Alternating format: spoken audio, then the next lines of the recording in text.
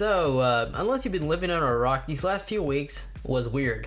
Apple killed the AirPower, which led Dbrand to pull a Timmy Turner dad stunt on creating an installation guide on how to install a Dbrand skin on an invisible AirPower on April Fool's Day, of course. But over the week, Beats also had a press conference and unveiled a new PowerbeatsPro, which led many consumers complain, saying that this is basically everything we wanted that the AirPods 2 to have. And I think I agree with you, chumps.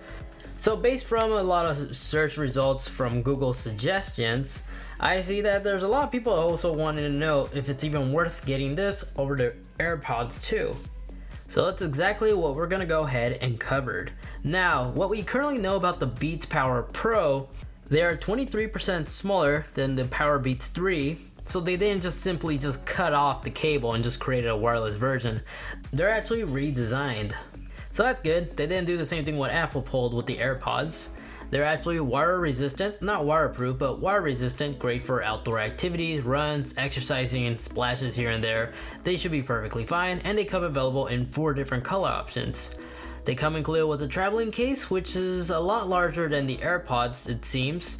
And the case is not wireless, and it also only comes in black, so no matter what color you decide to get, it's always going to come with the black case.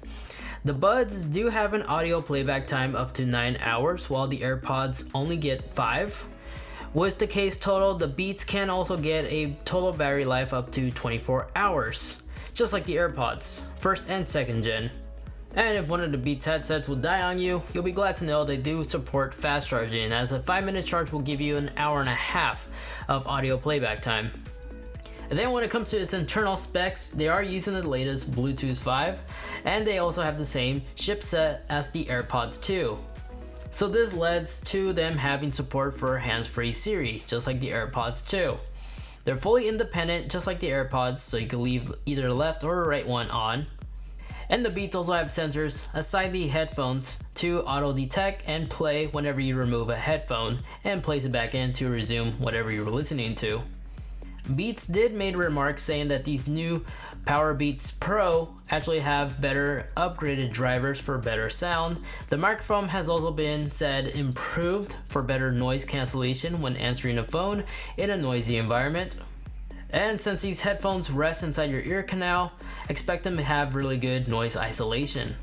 So the 4 available colors that we wish we got with the AirPods 2, at least black would have been awesome, but we have black, Alvoid, I think that's how you say it. And then we got moss and navy, which all 4, if I have to say, don't look that bad.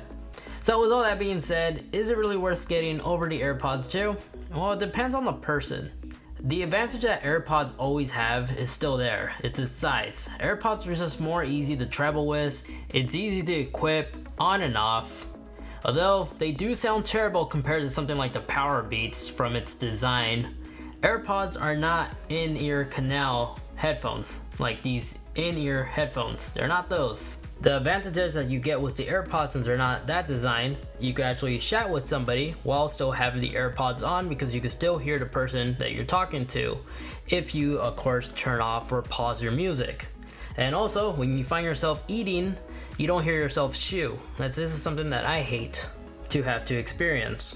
And of course, with the PowerbeatsPro, its design, since it has a larger size, it has a better hook design. The Beats have more room for better drivers, and are more likely to fit on anyone securely than the AirPods would.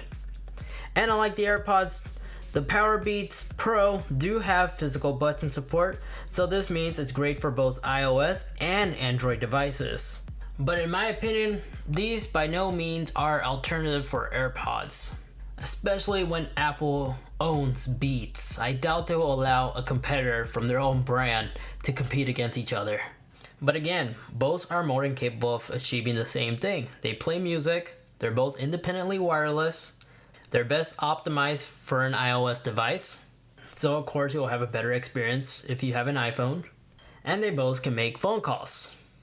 One is more convenient to travel with since it's a smaller size than the other, while the other one is specifically designed for a more athletic user. So if you're somebody who's upgrading from the PowerBeats 3 and you want to go fully independent, but also don't want to lose its functionality as it being wire resistant and the hook behind the ear design so it doesn't fall off as easy, the PowerBeats Pro is going to be a significant upgrade. Because from what I see, it looks like a harmony between AirPods and the PowerBeats 3 put together, and these were the results. And now, financially speaking, this is all up to you, but the PowerBeats Pro are fair in the market compared to everything else. And like Beats normally do, expect them to go on sale constantly, especially during the holidays. So if you're upgrading from the PowerBeats 3, I think it's worth waiting until May until they officially get released and see what other reviewers have to say. So I'll hold off. But if not, AirPods just perfectly fine for everything else.